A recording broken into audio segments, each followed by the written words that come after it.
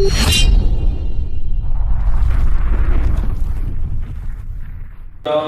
الحسن والحسین در دل مسلم مقام مصطفیٰ است، آب ماں زینام مصطفیٰ است۔ اور جس طرف چشم مصطفیٰ کے اشارے ہو گئے، جتنے ذرے سامنے آئے سب ستارے ہو گئے۔ ہسن دے کے روون لیوئی تینوں دتا کس دلاسا ہو، عمر بندے دی انج وہانی او جیویں پانی وچ پتاسا ہو، سوڑی سامی سٹ گتیسن پرت نہ سکسیں پاسا ہو، صاحب تیرے کوڑو لیکھا منگسی حضرت بہو، رتی گھٹ نہ ماشا ہو۔ جیوندے کی جانن سار مویاندی سو جانے جو مردہ ہو، قبراں وچ ان نہ پانی اتھے خرچ لڑیندہ گھردہ ہو، ایک وچھوڑا ماں پیو بہنا تے دوجا عذاب قبردہ ہو، واہ نصیب انہاں دا حضرت بہو او جیڑا وچ حیاتی مردہ ہو۔ انتہائی عزت کے لائق حضرات علماء کرام، برادران اسلام، دوستو، اہل اسلام بھائیو، سادات عظام، السلام علیکم ورحمۃ اللہ وبرکاتہ۔ سلام کا رواج ہے آپ کی طرف؟ جب کوئی السلام علیکم کہے تو کیا کہتے ہیں؟ اب ہماری تو بنیاد ہی اتنی کمزور ہو گئی ہے، بعد والے معاملات تو بڑے دور کی بات ہیں۔ یہ جو السلام علیکم اور وعلیکم السلام ہے، یہ پورے اسلام کی تشریح ہے۔ آپ جب کسی سے ملیں، دنیا میں بہت سارے مذاہب ہیں، ان میں مخاطب کرنے کے مختلف طریقے ہیں، ہیلو، ہائے، کسی کا کوئی مطلب نہیں ہے۔ تو اسلام بیسٹ سیولائزیشن ہے، کیونکہ اس کے ابتدا میں ہی ایک پیغام ملتا ہے۔ جب کوئی کسی سے ملے تو پیغام یہ جاتا ہے کہ بھائی تیرا میرا اور رشتہ اپنی جگہ پر کملی والے سے تعلق کا رشتہ اپنی جگہ پر، نفرت ہو بھی صحیح، غصہ ہو بھی صحیح، کمی کوتاہی ہو بھی صحیح، لیکن ملنے والا جب ملتا ہے تو ساری باتیں پیچھے چھوڑ کر حضور کی نسبت کو ترجیح دیتے ہوئے جب یہ کہتا ہے السلام علیکم، تو اس کا یہ مطلب ہوتا ہے کہ بھائی تم جو بھی ہو میرے لیے اتنا کافی ہے، کملی والے کا کلمہ پڑھتے ہو، میری طرف سے تمہیں رنج نہیں ملے گا، میری طرف سے تمہیں دکھ نہیں ملے گا، میری طرف سے تمہیں پریشانی نہیں ہوگی، بلکہ میں تو زبان سے یہ کہہ رہا ہوں کہ میں تمہارے لیے سلامتی کا پیغام رکھتا ہوں۔ اور سننے والے پہ پھر واجب قرار دیا کہ سننے والا بھی یہ کہے کہ اگر تم نے کملی والے کی نسبت کا مان رکھا ہے تو سنو، میں بھی اسی مدینے والے کا امتی ہوں، اس لیے میں بھی تمہیں گالی نہیں دیتا، میں بھی تمہیں برا بھلا نہیں کہتا، میں تمہیں برا نہیں سمجھتا، بلکہ تمہارے لیے کملی والے کی سنت پر عمل کرتے ہوئے میں بھی امن کا پیغام اور سلامتی کی دعا رکھتا ہوں۔ جب یہ ملنا ملانا ہوتا ہے نا تو اللہ پاک کی رحمت جوش میں آتی ہے، ورحمت اللہ۔ جب دل سے ایک دوسرے کو سلام کرتے ہو نا، جب دل سے ایک دوسرے کو دعا دیتے ہو تو اللہ کہتا ہے اب رحمت تمہارا مقدر ہے، اور جب رحمت ہو جائے تو برکت تو آئے گی، ورحمت اللہ وبرکاتہ۔ تو یہ تشریح ہے، یہ اسلام کی تشریح ہے، یہ دو جملے نہیں ہیں۔ اس لیے پاک نبی صلی اللہ علیہ وسلم نے فرمایا کہ سلام کو عام کرو، ایک دوسرے سے ملو، گھروں میں جاؤ، گھر میں داخل ہوتے ہی غصہ نکالنے کی بجائے نبی کو یاد کرو اور اہل خانہ کو السلام علیکم کہو۔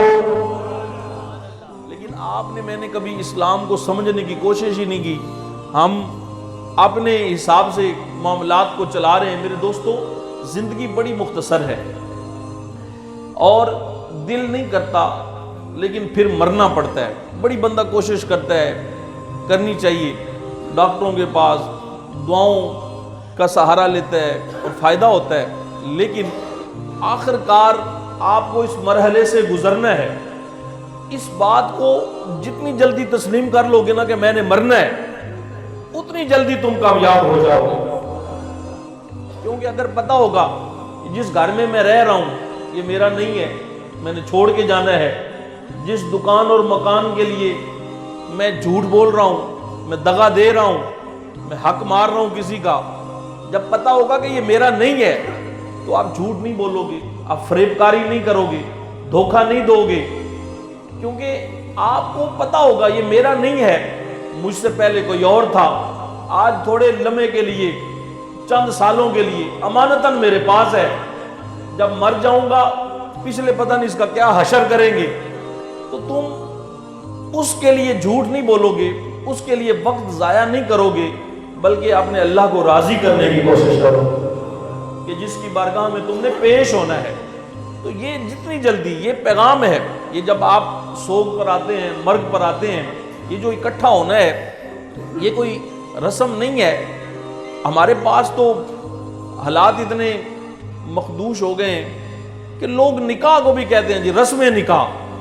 خدا کے بندو پوری شادی میں سمجھانے کے لیے بات کر رہا ہوں، یہ کل خانی بھی رسم نہیں ہے. بہت ساری ایسی خوبیاں جو عین دین ہے. ہونا تو یہ چاہیے کہ رسمیں بھی اتنی خوبصورت ہوں کہ ان میں شریعت کا نور جھلکے، لیکن ہم نے تو عبادات کو بھی اپنی کم فہمی کی وجہ سے اس نہج پہ کھڑا کر دیا ہے. میرے دوستو، میں چند جملے آپ سے محبت کے کرنا چاہتا ہوں، تقریر نہیں کرنا چاہتا. ہمارے یہ بزرگ اکرام،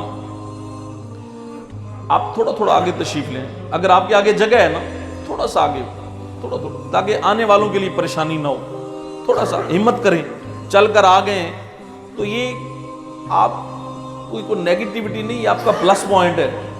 اللہ اس کا اجر دے گا آپ کو. لوگوں کے لیے آسانی پیدا کرنا ہی تو دین ہے.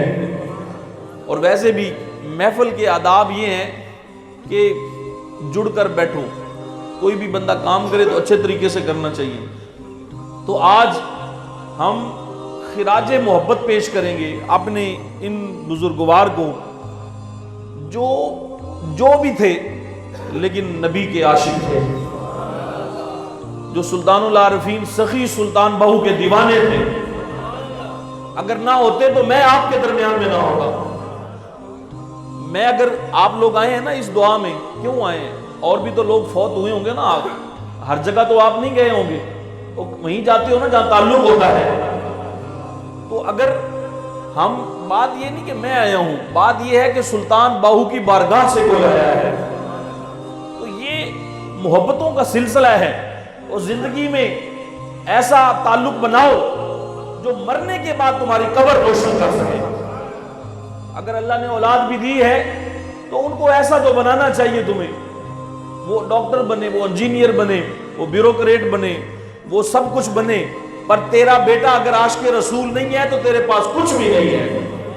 تیری بیٹی اگر سیدہ فاطمہ کی نکرانی نہیں ہے تو تیرے پاس کچھ بھی نہیں ہے. یہ ساری خام خیالی ہے. تو ہمیں جد و جہد کرنی ہے. ایک بات کا عزم کر لو کہ اپنے بچوں کو نبی کا نوکر بنا دو.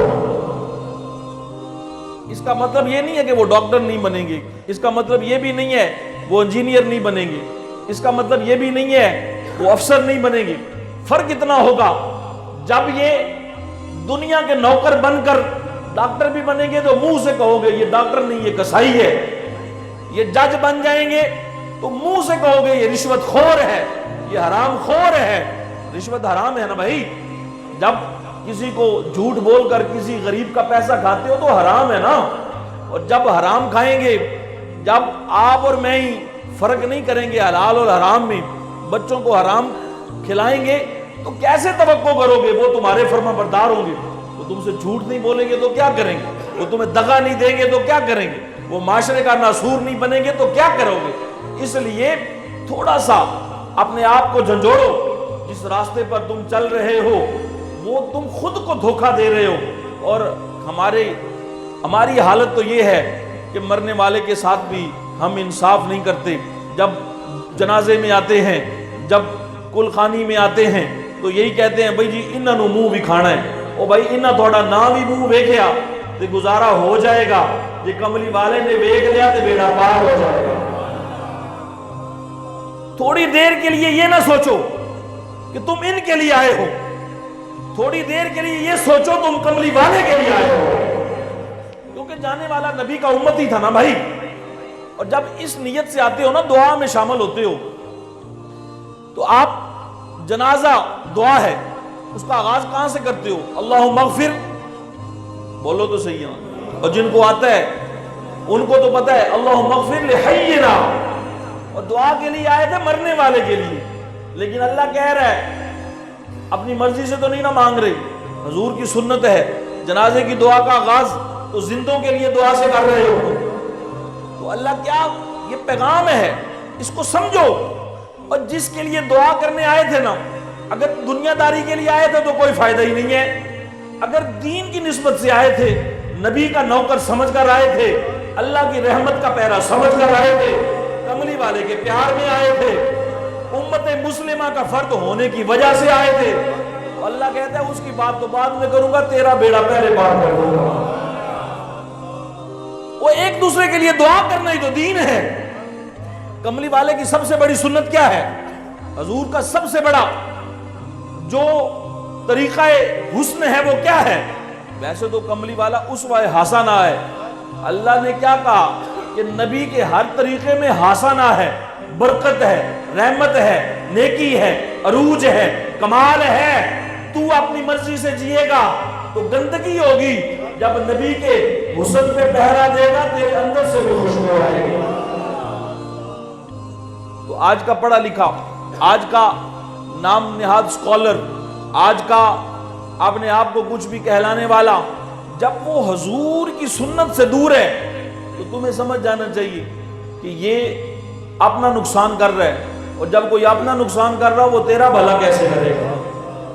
اب اب اسی وقار ایک دو چھوٹی چھوٹی باتیں میں اور عرض کرنا چاہتا ہوں۔ اہل علم احباب تشریف فرمائیں، آپ بڑے صاحب محبت لوگ ہیں، نسل در نسل آپ کو عشق رسول نصیب ہوا ہے، لیکن یہ فتنوں کا دور ہے، فرقوں کا دور ہے، ہمیں دین کو شعوری طور پر سمجھنا ضروری ہے۔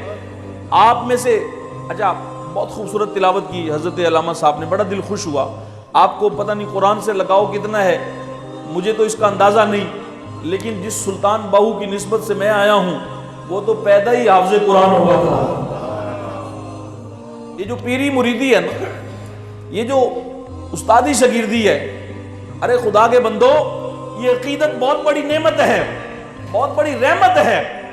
کملی والے کے نام پہ قربان ہونے کا جذبہ، اس سے بڑی اور اللہ کی کرم نوازی کیا ہوگی؟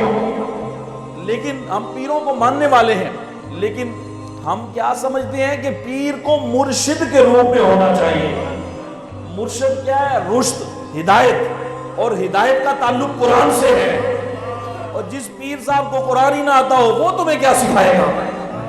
تو یہ بنیاد دو، اور مسجد کا امام رکھتے ہو تو ساری باتیں پوری کرتے ہو کہ داڑھی بھی خوبصورت ہونی چاہیے، قرآن بھی اچھا پڑھنا چاہیے، اور دین کی سمجھ بھی ہونی چاہیے، اور خدا کے بندو جس کو نبی کی نوکری میں اپنا پیشوا بنا رہے ہو اس کا کوئی کردار نہیں ہونا چاہیے، اس کا کوئی اخلاق نہیں ہونا چاہیے، اس کو قرآن کا نور نہیں ملنا چاہیے، اس کے اندر سے قرآن نہیں نکلنا چاہیے۔ اباب ذی وقار، ہم نے قرآن سے جڑنا ہے، اور اس کے لیے ہمیں آپ کے گھر ہوں گے نا ارد گرد، اللہ پاک نے جس کو بھی اچھا گھر دیا ہے وہ بھی بڑی کرم کی بات ہے، لیکن تیرا میرا گھر اگر سونے کے اینٹوں سے بھی بنا ہے اور جواہر اور لال و یاقوت سے بھی بنا ہے تو اس کی حیثیت تمہاری نظر میں کچھ ہوگی، اللہ کی نظر میں تو کچھ نہیں ہے۔ اور مسجد اور ککھاں دی کلی کیوں نہ ہوئے، اس میں آنے کا پروٹوکول ہے۔ تم بڑے سے بڑے سی ایم ہاؤس میں جاؤ نا، بڑے سے بڑے پی ایم ہاؤس میں جاؤ، جوتے پہن کر ہی جاتے ہو، وہ بڑا ڈیکوریٹڈ بھی ہوتا ہے، لیکن مسجد کے اندر تم بغیر وضو کے نہیں آ سکتے، بغیر طہارت کے نہیں آ سکتے، جوتے باہر اتار دیتے ہو، طہارت کرتے ہو، چاہے کوئی جناب ایم پی اے صاحب ہیں، چاہے کوئی سینیٹر صاحب ہیں، چاہے کوئی بڑے سے بڑا ڈاکٹر ہے، بڑے سے بڑا انجینئر ہے، بڑے سے بڑے شیخ طریقت ہیں، بڑے سے بڑے عالم دین ہیں، اس کو طہارت میں آنا پڑے گا، اس کو مسجد کے پروٹوکول کا خیال کرنا پڑے گا۔ کہا مولا یہ کیا بات ہوئی، یہ بھی تو عام زمین ہے، یہ بھی تو عام اینٹیں ہیں، کسی فرشتے نے نہیں لگائی، اسی مستری نے بنائی جس نے میرا گھر بنایا۔ کہا بات اس کی نہیں ہے، بات اللہ کی نسبت کی ہے۔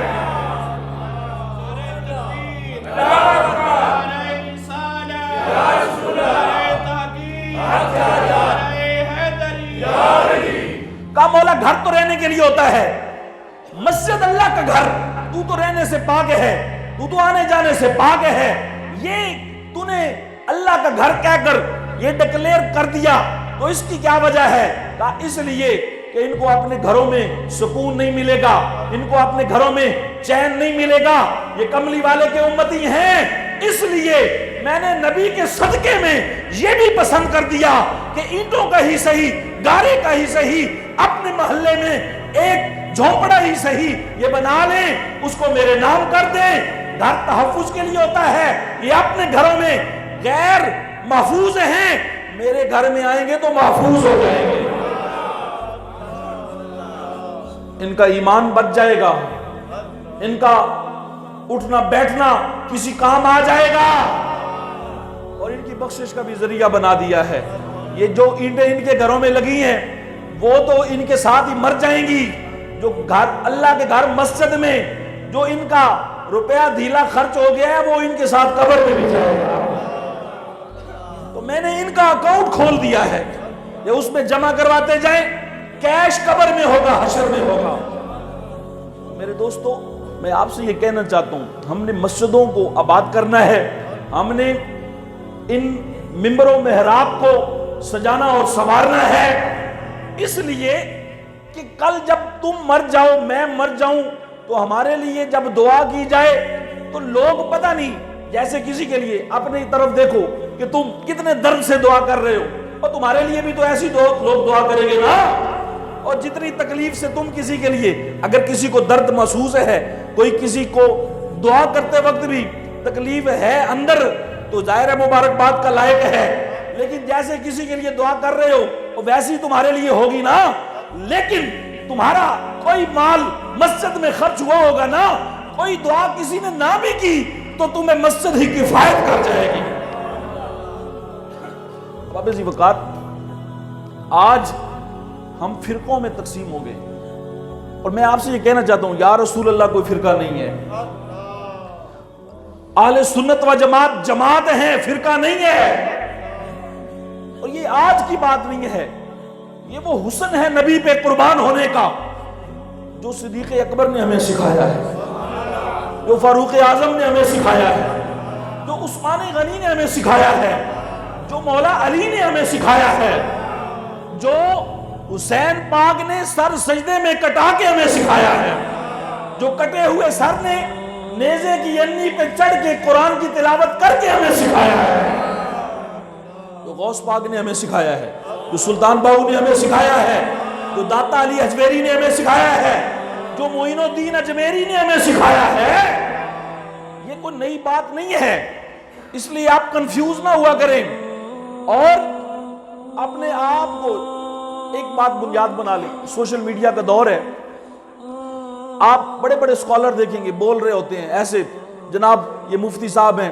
یہ شیخ القرآن ہیں، یہ شیخ الحدیث ہیں، جبہ بھی بڑا ہے، قبہ بھی بڑا ہے، دستار بھی بڑی ہے، پڑھ بھی قرآن و حدیث رہا ہے۔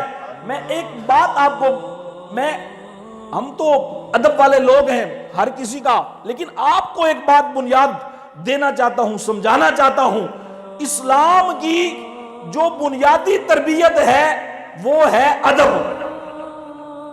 آپ نماز پڑھتے ہیں تو ہاتھ باندھ کر پڑھتے ہیں، سر جھکا لیتے ہیں، تو ادب ہوا نا۔ کوئی بھی عبادت لے لو تو بنیادی جو تربیت ہے وہ ہے ادب۔ اچھا، آپ نے ادب کو بنیاد بنا لینا ہے بس۔ اگر کوئی صحابہ کا نام بے ادبی سے لے، اگر کوئی اہل بیت کا نام بے ادبی سے لے، اگر کوئی اللہ والوں کا نام بے ادبی سے لے. یہاں تو معیار یہ ہے اسلام کا، ابا جی کو بھی کوئی ابا جی نہ کہے، کوئی ابا ہی کہہ دے، اس کی بات، اپنے والد کی بات تھوڑی سی ڈینائی کر دے، اونچا بول بیٹھے تو کیا کہتے ہو؟ وہ بڑا ہی بے حیا ہے. تو اسلام کیا کہتا ہے؟ ان الصلاۃ تنہا عن الفحشاء والمنکر، نماز فحشی اور بے حیائی سے روکتی ہے. جیڑا ابے دا بے حیا ہے انہوں تسی نہیں مندے، تو جیڑا کملی والے دا بے حیا ہے، جیڑا صحابہ دا بے حیا ہے، جیڑا اہل بیت دا بے حیا ہے، اُتی نماز کیڑے کام ہے؟ جو بھی بندہ بے ادبی سے حضور کی کسی نسبت کا ذکر کرے وہ سب کچھ ہوگا، علم بھی ہوگا، قرآن پڑھے گا، حدیث، سب کچھ سنو، معلومات ملیں گی، لیکن وہ دین کا نمائندہ نہیں ہو سکتا. اس کو فالو کرنے کی اجازت تمہیں نہیں ہے. تمہیں اسی کے پیچھے چلنا ہے، اسی کو ماننا ہے، اسی کو اپنانا ہے جس کی آنکھوں میں بھی حیا ہو، جس کے لہجے میں بھی ایسا نور ہو کہ تم دیکھ کر کہو یہ مدینے والے کا نوکر ہے. بابا جی وقار، آج ہمیں فتنوں میں بڑے طریقے سے آج کا نوجوان کنفیوز ہے، آج ہم بڑے پریشان ہیں. میں آپ سے ایک آخری استدعا کرنا چاہتا ہوں، دعا کرتے ہیں وقت پر، چونکہ ایک جنازہ بھی ہے انہوں نے ابھی بتایا ہے، تو اللہ پاک حج جانے والے کے لیے اپنی رحمت کے دروازے کھولے. یہ محبتوں کا اظہار. میں آخر پہ صرف آپ سے یہ کہنا چاہتا ہوں، ایک تو جب کسی کے لیے دعا کیا کرو نا، تو جیڑا تسی دال آندے ہو تھانوں اپنے آپ نہیں لاندے ہو، تو دعا دل سے کیا کرو. یہ کملی والے کی سب سے بڑی سنت ہے. جب تم کسی کے لیے دل سے دعا کرتے ہو، اپنا سمجھ کے دعا کرتے ہو، اس نبی کو کتنا اچھا لگتا ہوگا جو نبی یہ فرمائے کہ میری امت کے کسی بزرگ کا اگر کسی نے احترام کیا، سفید داڑھی والے کا اگر کسی نے ادب کیا، وہ اس کا کچھ نہیں لگتا تھا، لیکن میری امت کا فرد تھا. تو نبی کہتا ہے، نبی فرماتا ہے کہ میری امت کے بزرگ کا احترام کرنے والا یہی سمجھے اس نے نبی کا احترام کیا ہے. جو دین اتنا خوبصورت ہے، جس میں اتنی حیاداری ہے، اگر کسی کے سفید بالوں کا احترام اس قدر اس بارگاہ میں قبول ہے، جب تو اپنے باپ کا احترام کرے گا، جب تو اپنی ماں کا احترام کرے گا، جب تو اپنے رشتوں کا تقدس قائم کرے گا، پھر کملی والا کتنا راضی ہوگا. بابا جی وقار، حضور سلطان بہو کا ایک بیت میں پڑھتا ہوں اور اجازت چاہتا ہوں. یار زندہ صحبت باقی، یہ آپ کی مسجد ہے، یہ آپ کا محلہ ہے، ہم تو ویسے ہی مسجدوں کے نوکر ہیں، مسجدوں کے خادم ہیں. جس مسجد سے میں آیا ہوں نا آپ کے پاس، وہ مسجد حسین ہے. سلطان بہو کی بارگاہ میں 25 ایکڑ پر بن رہی ہے، 5 قلعے ہوتے، ایک مربع ہوتے، مسجد بن رہی ہے جس میں 10,000 بچے کی تعلیم کا بندوبست ہے. ہم نے یہ پچھلے کچھ عرصے میں میرے شیخ کامل سلطان فیاض الحسن سروری قادری، ان کی سرپرستی میں افریقہ کے اندر 600 سے زائد مسجدیں اور مرکز بنائے ہیں. پاکستان میں بھی جگہ جگہ ہم نے یہ حسن قائم کیا ہے. تو میں آپ سے یہ بھی مسجد ہماری اپنی مسجد ہے، تو آپ دل کھول کر مسجد کی. انہوں نے مجھے نہیں کہا، میں نے خود ان سے پوچھا، اور میری یہ جانے والے کے لیے بھی یہ اصالہ ثواب کا ایک مسلسل ذریعہ ہوگا. اور آپ نے بھی تو مرنا ہی ہے نا یار، میں نے بھی تو مرنا ہی ہے. دل کھول کر تمہارے اس محلے میں جو سب سے خوبصورت گھر ہونا، اللہ کا گھر تو اس سے بھی خوبصورت ہونا چاہیے، وہ کوئی کمی تو نہیں نہ ہونی چاہیے. اور اپنا گھر بناتے ہوئے تمہیں فرق نہیں پڑتا. تمہیں کیا لگتا ہے وہ دینے والا جب ویسے بھی دے رہا ہے، جب اس کے گھر کو سجاؤ گے تو وہ نہیں دے گا تمہیں؟ میں سلطان بہو کا ایک بیت پڑھتا ہوں، اجازت چاہتا ہوں. ہم سخی سلطان بہو کا کلام اس لیے بھی پڑھتے ہیں. سلطان بہو فرماتے ہیں میں ایک حرف بھی خود نہیں لکھتا. من تلمیذ و رسولم، رسول من تلمیذ الرحمن است، الرحمن علم القرآن. آپ فرماتے ہیں کہ میں ایک حرف بھی خود نہیں لکھتا، کملی والا بولتا جاتا ہے، بہو لکھتا جاتا ہے. آپ فرماتے ہیں میں نے اپنی بارگاہ کو، یہاں سے بھی لوگ جاتے ہیں دربار شریف ماشاءاللہ، اور آپ کو پتہ ہے ہر دربار بڑی عزت والا ہے، لیکن جس کا دربار ہو اسی کا عرس ہوتا ہے نا. داتا صاحب ان کا، خواجہ صاحب یہ باہو کا دربار ہے، دربار باہو کا ہے، عرس میرے حسین کا ہوتا ہے۔ یکم محرم سے 10 محرم تک آپ آئیں، محرم پہ بڑا عرس ہوتا ہے، چھوٹا عرس ابھی انشاءاللہ یہ دسمبر میں 29 جمادی الثانی کی پہلی جمعرات کو ہوتا ہے، 29 دسمبر کو ہے۔ آپ آئیں، اپنی آنکھوں سے اس مسجد حسین کی زیارت کریں جس میں 10,000 بچوں کی تعلیم کا بندوبست ہے، پلے گروپ سے ماسٹرز تک۔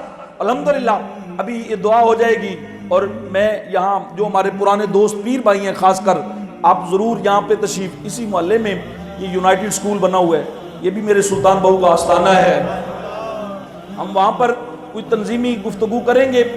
میں آپ سے یہ ہمارے شاہ صاحب نے بڑی محبت سے، حالانکہ ہمارا سکول نیٹ ورک بڑے پیمانے پر کالج پورے پاکستان میں دنیا میں یہاں کسی وجہ سے کمزور ہے، تو آپ اس کو اون کریں، آپ اس کے سٹیک ہولڈر بنیں، اس لیے نہیں کہ سکول کامیاب ہو، اس لیے کہ آنے والی نسل میں کوئی بچی بچہ ایسا بن جائے جو غازی علم الدین شہید کے نقش قدم پر چلے۔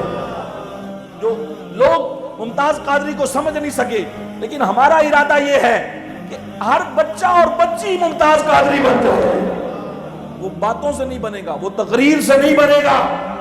ہم نے ایسے افراد کی تیاری کرنی ہے جو بڑے سے بڑے عہدوں پر بیٹھے پہنچے، جو ڈاکٹر بنے، انجینئر بنے۔ ویسے تم نے کبھی سوچا نہیں تیرا بیٹا ڈاکٹر ہو اور باپ مر جائے، ڈاکٹر حافظ قرآن اپنے ہاتھوں سے اپنے ابا کو غسل دے رہا ہو، جج صاحب حافظ قرآن اپنی ماں کا جنازہ خود پڑھا رہا ہو۔ اب جب اب ختم پڑھیں گے نا تو کیا کہیں گے؟ او جی قاری صاحب نے بلاؤ۔ بھائی کلمہ نہیں پڑھا تم نے، آپ نے نہیں پڑھا، میں نے نہیں پڑھا، کیا کملی والے کی امت کے ہر فرد کو قاری قرآن نہیں ہونا چاہیے؟ ہر فرد کو دین کا نوکر نہیں ہونا چاہیے؟ یہ جو تمہارے محلے کی مسجد ہے، تم کیا سمجھتے ہو صرف علماء کرام یا جو لوگ تم نے خدمت گزار رکھے ہیں وہی اسے کہ ہر کلمہ پڑھنے والے کو مسجد کا نوکر نہیں ہونا چاہیے؟ تیری میری کیا حیثیت ہے؟ ادھر میں نے دیکھا غوث پاک سرکار اپنی قمیض مبارک اتار کر مسجد کی صفائی کر رہے ہیں۔ پوچھا گیا آقا حکم کرتے، اشارہ کرتے، جانیں قربان ہو جاتی۔ کہا نہیں، یہ مسجد ہے، یہ اللہ کا گھر ہے، تو نانا جان کا فرمان ہے، اس کی نوکری کروں گا، یہ مٹی میرے جسم پر لگے گی تو دوزخ تو دور تک دیکھ بھی نہیں سکے گی۔ اللہ کا گھر تمہارے محلے میں ہوتے ہوئے تم اگر دوزخ میں چلے جاؤ، نعوذ باللہ، اللہ معاف فرمائے، تو بتاؤ پھر اس کا تو یہی مطلب ہے کہ دریا پر بیٹھے رہے لیکن محروم رہے۔ بابا جی وقار یار زندہ صحبت باقی، انشاءاللہ میں ایک بیت سلطان بہو کا پڑھ دیتا ہوں، اس نیت سے ہم بہو کا کلام پڑھتے ہیں۔ بہو فرماتے ہیں کہ شفا قرآن میں ہے، وَنُنَزِّلُ مِنَ الْقُرْآنِ مَا هُوَ شِفَاء، لیکن نبی نے مجھے پڑھایا، میں نے قرآن سے ایکسٹریکٹ کیا، اس شفا کا نور لیا۔ لفظ نہیں ہے یہ قرآن کا مفہوم ہے، حدیث کا فہم ہے۔ آپ فرماتے ہیں تمہارے گھر میں بڑے سے بڑا مریض ہونا، ڈاکٹر لا علاج کر دیں تو میرا کلام پڑھ لینا، اللہ شفا عطا فرما دے گا۔ آپ کا بڑا خوبصورت، آپ فرماتے ہیں بڑا خوبصورت آپ کا شعر ہے، آپ اے تن رب سچے دا حجرا۔ میری تقریر ختم ہو گئی، پھر کبھی بات کریں گے آپ سے، لیکن انشاءاللہ یہ محبتوں کا سلسلہ ہے، جاری رہے گا۔ آج کی اس دعا میں ہم دربار شریف سلطان بہو سے، یہ میرے پاس بہت ساری کلام آئی بھی ہے، لیکن سلطان